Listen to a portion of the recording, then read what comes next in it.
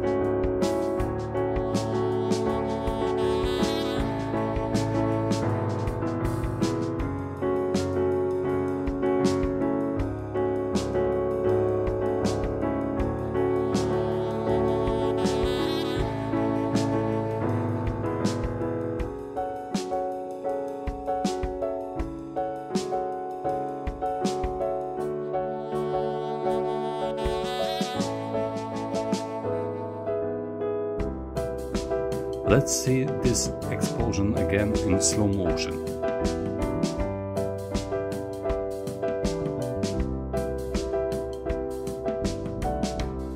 Wow, I was really scared.